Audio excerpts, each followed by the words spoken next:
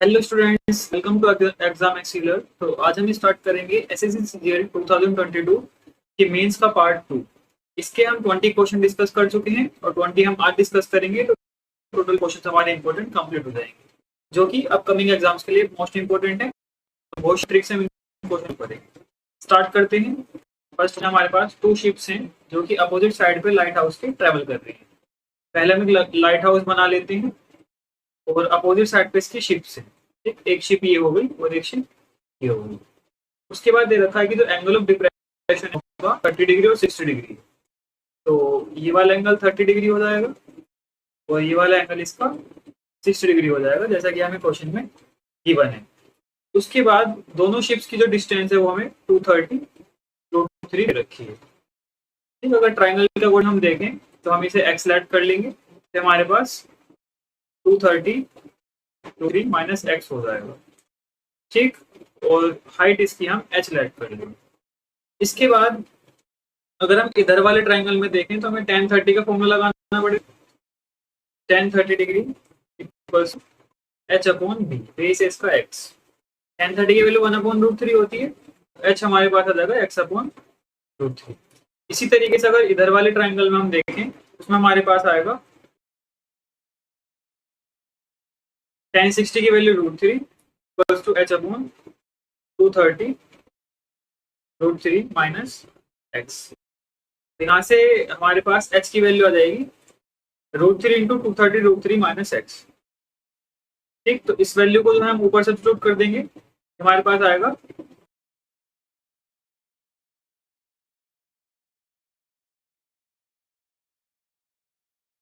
x bye √3 equal to √3 अंदर 230 √3 minus x. ठीक, इसे सिंप्लीफाई करेंगे हमारे पास हो जाएगा x इक्वल्स टू √3 इंटू √3 3 और 23 3 6 होता है 690 √3 √3 इंटू √3 3x। ठीक, तो ये 4x इक्वल्स 690 √3 हो गया। तो x की वैल्यू आ जाएगी हमारे पास 690 √3 अपॉन 4, जबकि जो h है वो x बाय √3 है। उसके अपॉन में अगर हम √3 लगा देंगे तो ये h की वैल्यू हो जाएगी। √3 से √3 कैंसिल आउट, 4 से इसे काट लेते हैं, 4 1 4 172.5 इसका चला जाएगा। नेक्स्ट पार्ट देखते हैं। इसमें हमें cot theta plus b a cot theta plus b cosec theta p दे रखा है, b cot theta plus a cosec theta q दे रखा है, p square minus q square पूछा है। सिंपल, पहले हम इसका स्क्वायर करेंगे और माइनस ई स्क्वायर करेंगे तो इसमें हमारी आइडेंटिटी बन जाएगी। ध्यान से देखेंगे, अगर इसका स्क्वायर करेंगे तो इसका ए स्क्वायर कोट स्क्वायर थीटा हो जाएगा। तो डायरेक्ट हम देखो ये आइडेंटिटी वाले एक साथ लिख लेते हैं। तो ये बचेगा a square cot square theta minus cosec square, तो माइनस कर रहे हैं तो स्क्वायर जो लगेगा वो हमारे पास ए वाली टर्म पे लगेगा और इस पे लगेगा। ठीक, और बी वाले एक साथ लिख लेंगे तो ये आएगा बी स्क्वायर, अंदर इसमें कोसेक है तो cosec square theta minus cot square theta. दूसरा देखेंगे, इसमें जब 2ab वाली टर्म बनेगी, इसकी प्लस की रहेगी और इसकी माइनस की रहेगी, दोनों सेम रहेंगी तो वो कट जाएंगे, तो उन्हें लिखने की हमें जरूरत नहीं है। ठीक, इस अगर माइनस का साइन कॉमन ले लें तो आइडेंटिटी बन रही है cosec square theta minus square theta, इसकी वैल्यू 1 होती है। ये डायरेक्ट आइडेंटिटी है, cosec square theta minus cot square theta, इसकी वैल्यू 1 होती है। इसका आंसर आ गया बी स्क्वायर माइनस ए स्क्वायर। ठीक, तो बी ऑप्शन इसका आंसर है। नेक्स्ट क्वेश्चन देखते हैं। इसमें हमसे डायगोनल्स के नंबर पूछे हैं, जिसमें रेगुलर पॉलीगन की इंटीरियर साइड्स का एंगल का जो है 2700 दे रखा है। तो हमारे पास एक फॉर्मूला होता है n-2 into 180 degree equals to total sum जो होता है। टोटल सम कितना है 2700, ये हमें गिवन है। सॉल्व करेंगे 15, तो n की वैल्यू आ गई हमारे पास 15 + 2 17, n की वैल्यू 17 है। नंबर ऑफ डायगोनल डालने का फॉर्मूला होता है, ध्यान रखेंगे इसका फॉर्मूला है n-3 अपॉन में 2। n की वैल्यू 17 है इंटू 17 - 3 क्या आएगा 14 अपॉन में 2। 17 इंटू 7 ये कितना आ जाएगा 119, इसका आंसर हो जाएगा 119। नेक्स्ट क्वेश्चन देखेंगे। हमें सिमिलर ट्राइंगल्स की एरिया का रेशियो दे रखा है, साइड का पूछा है, तो ये तो डायरेक्ट थ्योरम के ऊपर क्वेश्चन है। इनका जो स्क्वायर रूट होगा वही इसका आंसर होगा। 196 का 14 होगा और 6 to 25 होगा, तो इसका आंसर होगा 14। सिंपल क्वेश्चन था, अगर थ्योरम आपके लर्न तो आप इजीली कर सकते हैं। नेक्स्ट क्वेश्चन देखेंगे। एबीसीडी एक साइक्लिक क्वाड्रिलेटरल है, बना लेते हैं।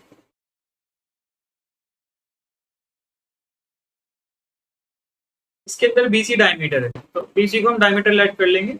सर्कल के अंदर ये फिगर है जिसमें AD also angle BCA 90 degree का दे रखा है। बीसीए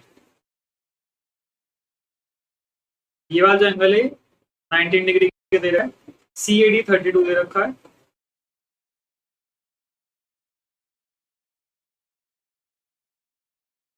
हमसे एसीडी पूछा है, एसीडी ये वाला एंगल पूछा गया है कितने डिग्री का होगा।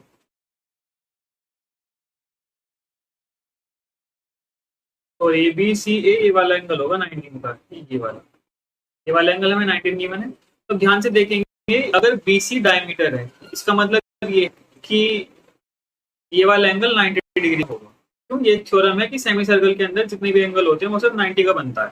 सेमी सर्कल के अंदर जो हमारा सर्कमफ्रेंस पे एंगल बनता है वो 90 का बनता है, ठीक, क्योंकि ये डायमीटर है। डायमीटर तो इसका मतलब ये हमारे पास सर्कल बनेगा, ठीक, सर्कल के सर्कमफ्रेंस पे 90 एंगल बनेगा।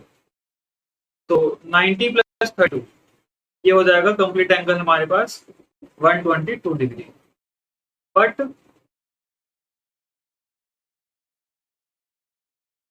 अब हम ईडी एंगल्स का फाइंड कर सकते हैं, क्योंकि साइक्लिक क्वाड्रिलेटरल के अपोजिट एंगल का सब 180 होता है। Angle A plus angle C 180 degree होगा।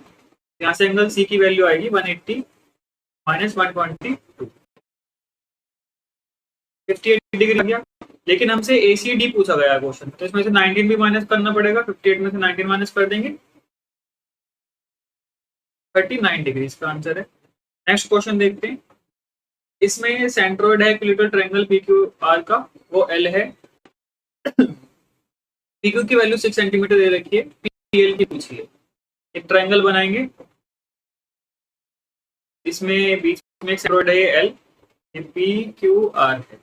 तो ध्यान रखेंगे कि ये जो सेंट्रोइड लाइन होती है 2:3 में डिवाइड होती है, वो 2:1 में, 2:1 में इसका डिवीजन होता है। अब हमें इसकी वैल्यू 6 दे रखी है, ये 6 से तो 3 हो जाएगा, और अगर कैलकुलेट करा जाए तो इसकी वैल्यू हमारे पास 3√3 आएगी। पी से लेके कंप्लीट जो लेंथ होगी, ये जो कंप्लीट लेंथ होगी से हम मान लें, तो पीएम जो होगा वो 3√3 आएगा। सिंप्लीफाई कर सकते हैं तो पाइथागोरस लगा लेंगे, या इसे याद भी रख सकते हैं, ठीक। डायरेक्ट रिजल्ट होता है कि a/2√3 ये निकल के आती है। मीडियन का फॉर्मूला a/2, तो इसका आंसर 3√3 आ गया।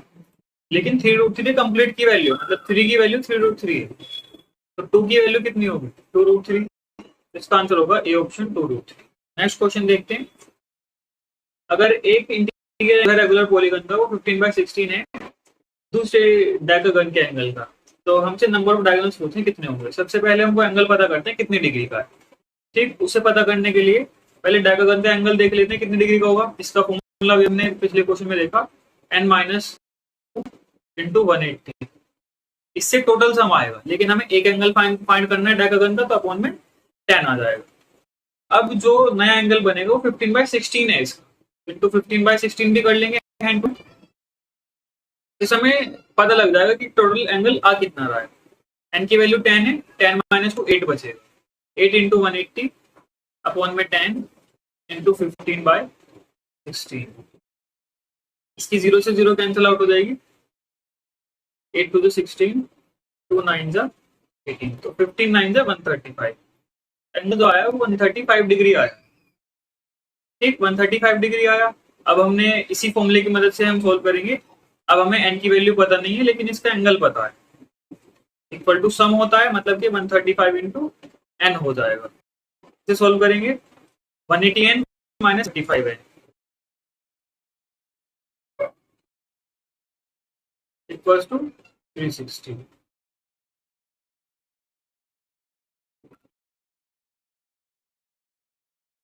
n की वैल्यू आएगी 360 अपॉन में 45।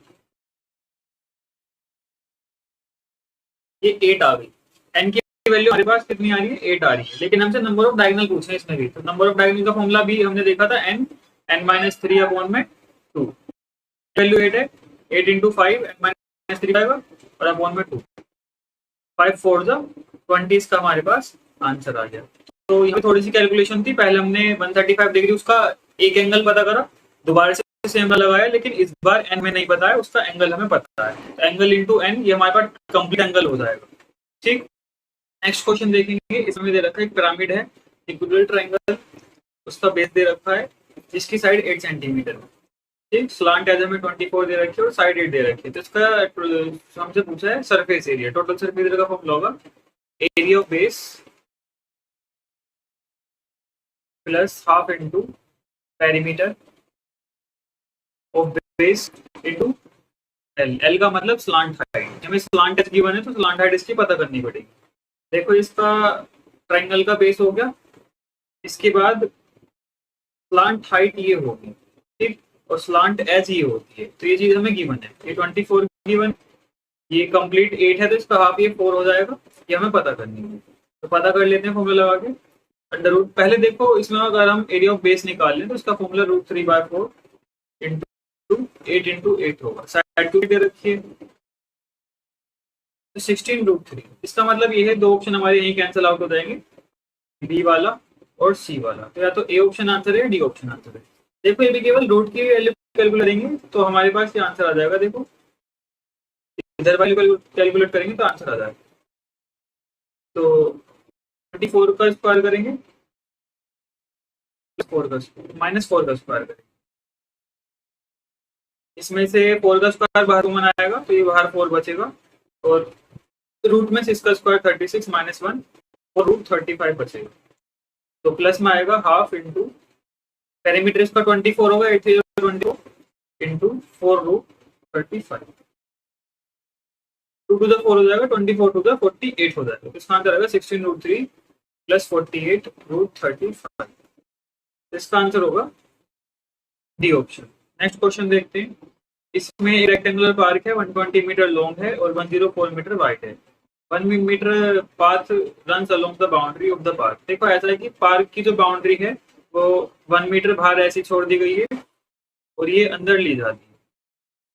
ठीक, तो ये बाहर वाली की हमें लेंथ दे रखी है 120 और ब्रेथ दे रखी है 10। उसके बाद पढ़ते हैं outside edges of the path run along the boundary wall of the globe, the inside edges of the path are marked with a white line. तो अंदर की बाउंड्री है उन्हें वाइट लाइन से मार्क करा गया है और उसकी जो कोस्ट है वो 2.5 है। ठीक, तो केवल लाइंस को मार्क करा गया है, इसका मतलब पेरीमीटर की बात हो रही है। पेरीमीटर का फॉर्मूला क्या होता है, 2 इंटू एल प्लस 1 मीटर ये दोनों तरफ से घटा दिया गया है, 1 ये और 1 ये। ठीक, तो लेंथ और ब्रेथ दोनों में से 1 माइनस कर देंगे और कोस्ट के लिए 2.5 से मल्टीप्लाई कर देंगे। लेंथ हो जाएगी इसकी, जब 120 में से 2 माइनस करेंगे तो 118 बचेगा। 2 क्यों माइनस कर रहे हैं, क्योंकि 1 इधर से और 1 इधर से, प्लस ये 102 आएगा इंटू 2.5 कोस्ट वाला। सोल्व करेंगे, इसका पॉइंट हटाएंगे, पॉइंट में 10 आ जाएगा, 5 हो जाए और 2 से 2 कैंसिल आउट, 2205 22 5 जा 110 है तो 1100 इसका आंसर आ जाएगा। इजी क्वेश्चन था। नेक्स्ट क्वेश्चन देखते हैं। वॉल्यूम पूछी है, लार्जेस्ट स्फीयर की साइड 21 सेंटीमीटर दे रखी है। तो इसे अगर देखो हम चेक करें कि 11 का मल्टीपल भी चेक कर सकते हैं, जैसे इसमें हमें दे रहा है 5 + 3 8 8 + 1 9, तो ये तो कटेगा नहीं 11 से। 6 + 5 11 8 8 8 8 8 16, ये भी नहीं कटेगा। 5 + 4 9 8 + 1 9, ये वाला ऑप्शन 11 से डिविजिबल है, इसका मतलब ये इसका आंसर हो सकता है। बाकी इसे देख लेते हैं। 5 + 2 7 8 + 1 9, तो 9 में 7 जाएंगे, ये भी नहीं बनेगा। इसका मतलब एक ही ऑप्शन आ रहा है तो यही आंसर हो जाएगा। बाकी आप जो है फॉर्मूला ये है 4/3 πr3, इसे लगा के सोल्व कर सकते हैं। हमारा ऑप्शन से इजीली हो गया। ये आप 15 to 20 सेकंड में इसका आंसर ही फाइंड कर सकते हैं। नेक्स्ट क्वेश्चन देखेंगे। इसमें हमें ये लीनियर इक्वेशन दे रखी है और इनफाइनाइट नंबर ऑफ सॉल्यूशन इसकी कंडीशन है। इसकी कंडीशन जो होती है इसका फॉर्मूला होता है a1/a2 = b1/b2 = c1/c2, ये कंडीशन है। ठीक, तो रख देंगे यहाँ पे वैल्यू 17/23 = m/299। तो 99 को 23 से काटेंगे, 23 बन जा 6 बचेगा तो 3 3 जा, इनकी वैल्यू आ गई 17 इंटू 13, तो 221 इसका आंसर हो जाएगा डी ऑप्शन। नेक्स्ट क्वेश्चन देखते हैं। The breadth of a room is twice its height, जो ब्रेथ है वो हाइट के डबल है और हाफ ऑफ इट्स लेंथ, और लेंथ के हाफ है। देखो अगर ब्रेथ मान तो जो हाइट है वो 2b हो जाएगी और जो लेंथ है वो b/2 हो जाएगी, क्योंकि वो हाफ और वो डबल है। हमसे लॉन्गेस्ट डायगोनल की लेंथ पूछिए, longest diagonal under root l square plus b square plus h square, तो बेस कितना है, जगह b square plus 2 to the 4b square plus b square by 4। LCM लेंगे तो ये 4 16 16 और 4 20, 20 प्लस 1 21, फिर रूट में 21 आ जाएगा और b स्क्वायर का b बाहर आ जाएगा, 4 का रूट 2 हो जाएगा, तो इसका डी ऑप्शन आंसर हो जाएगा। केवल आपको फॉर्मूला पता होना चाहिए था डायगोनल का, under root l square plus b square plus h square होता है। ये हमने वैल्यू पुट कर लिया, आंसर आ गया। नेक्स्ट क्वेश्चन देखेंगे। कोऑर्डिनेट पूछे हैं, कोऑर्डिनेट एक्सिस के, एक्सिस का मतलब ये है कि x पे वैल्यू क्या और y पे क्या होगा। x पे निकालने के लिए y की वैल्यू 0 कर दो और y पे निकालने के लिए x की वैल्यू 0 कर दो। देखो तो y 0 करेंगे तो हमारे पास बचेगा 57x इक्वल टू 399। इसे सोल्व कर लेते हैं। 19 3 जा 19 टू द 91 3 7 जा, तो x की वैल्यू 7 आ गई पॉजिटिव, तो यहाँ पे नेगेटिव है ये नहीं होगा, इसमें नेगेटिव है ये नहीं होगा, या तो ये ऑप्शन है या फिर हमारे पास ये हो। चेक कर लेते हैं। उसके बाद वैल्यू फाइंड करनी है y की, तो x 0 करेंगे तो बचेगा -19y इक्वल टू 399। देखो बिना सोल्व करे हमें पता लग गया कि y की वैल्यू नेगेटिव आने वाली है, नेगेटिव वाली एक ऑप्शन में है इसमें, तो ये इसका आंसर हो जाएगा 700 -20। ठीक, तो बाकी आप सोल्व भी कर सकते हैं। 19 टू द 19 बन जाए -21 ही आए। नेक्स्ट क्वेश्चन है 5347 का स्टैंडर्ड डेविएशन पूछा गया है, तो इसे फाइंड करने के लिए देखो पूरी कैलकुलेशन करेंगे तो काफी डिफिकल्ट हो जाएगा, ऑप्शन काफी दूर दूर है, तो हमें पता होना चाहिए कि जो स्टैंडर्ड डेविएशन होता है वो वेरिएंस का स्क्वायर रूट होता है। ठीक, और वेरिएंस जो होता है हमारा वो, तो इसका मीन आएगा उसके लगभग आसपास होता है। मीन फाइंड करेंगे, इसका मीन आएगा 19/4, इसका मतलब 4.75। अब ये जो वैल्यू है अगर हम इसका स्क्वायर रूट फाइंड करें, क्योंकि स्टैंडर्ड डेविएशन जो होगा वो वेरिएंस के आसपास होता है, और वेरिएंस का मतलब क्या है, मतलब जो मीन होता है वो वेरिएंस के आसपास होता है, और स्टैंडर्ड डेविएशन वेरिएंस का भी स्क्वायर रूट है। तो अगर अब देखो इसका स्क्वायर रूट करा जाए तो 3.21 आंसर नहीं हो सकता, 4.12 भी कभी आंसर नहीं हो सकता, 2.45 का स्क्वायर रूट भी हमारे पास इससे ज्यादा ही बनेगा। इसका मतलब क्या है, इसका आंसर 1.48 हो जाएगा। ठीक, तो ऑप्शन सभी से बना लेंगे तो ऑप्शन काफी ज्यादा दूर दूर है, एग्जीक्यूशन में काफी ज्यादा टाइम लगेगा। नेक्स्ट क्वेश्चन देखते हैं। मीडियन पूछा है इस डाटा का, निकालने के देखो दो फॉर्मूले होते हैं, और ये तो हमारा फॉर्मूला होता है n+1/2th टर्म, जबकि इवन के लिए होता है n/2th टर्म प्लस n/2 + 1 और होल के फॉर्म में 2। बट इसमें जो डाटा है ये हमारा असेंडिंग ऑर्डर में होना चाहिए, तो पहले से असेंडिंग ऑर्डर में लगा लेते हैं, मतलब छोटे से बड़े में से लगाना पड़ेगा। तो सबसे छोटी वैल्यू इसमें हमारे पास 25 है, 25 के बाद 27 है, 27 के बाद 29 है, 29 के बाद 30, 32, 33, 35, 1 2 3 4 5 6 7, 1 2 3 4 5 6 7। ठीक, अब हमें n+1/2 करते हैं, तो 7 + 1 8/2, ओड है तो ओड वाला फॉर्मूला लगा देंगे। ये आ गई फोर्थ टर्म, फोर्थ टर्म कौन सी है, 1 2 3 4 30, तो इसका आंसर 30 हो जाएगा। नेक्स्ट क्वेश्चन देखते हैं। इसमें हमें सैंपल डाटा दे रखा है, तो इसका फॉर्मूला होता है 3 median equals to mode plus 2 mean, इसका फॉर्मूला है रिलेशनशिप। अब हमें मीडियन 48 दे रखा है, 3 × 48 इक्वल टू मोड प्लस 2 × 60।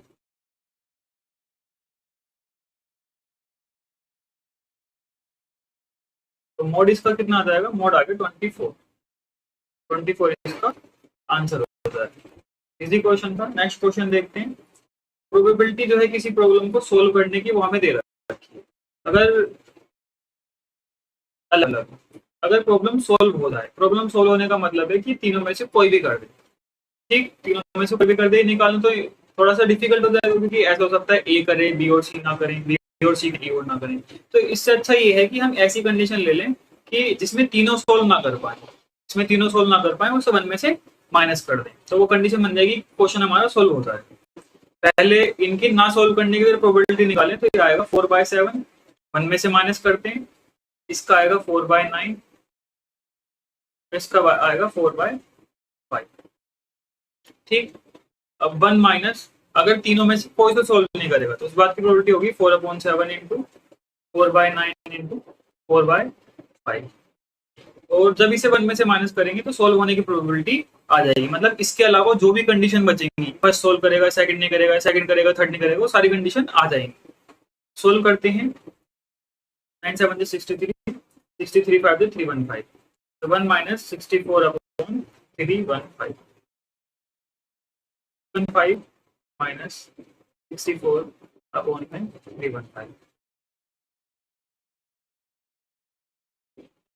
इसका आंसर हो गया सी ऑप्शन।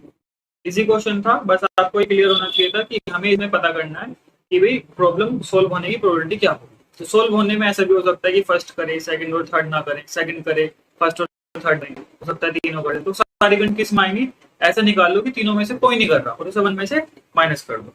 नेक्स्ट क्वेश्चन देखते हैं। ए के सच बोलने की संभावना 5 है 7 में से, और बी की सच बोलने की संभावना 8 है 9 में से। तो प्रोबेबिलिटी क्या होगा कि वो एक दूसरे को कॉन्ट्राडिक्ट का मतलब ए सच बोले, बी झूठ बोले, या फिर बी झूठ बोले और ए सच बोले। ठीक, ऐसा होगा। तो 5/7 होगा। हमने इसके सच बोलने के लिए, इसके झूठ बोलने की कितनी होगी, 1/9। ठीक, अब इसके सच बोलने के लिए लेंगे 8/9, और इसके झूठ बोलने की कितनी होगी, 2/7।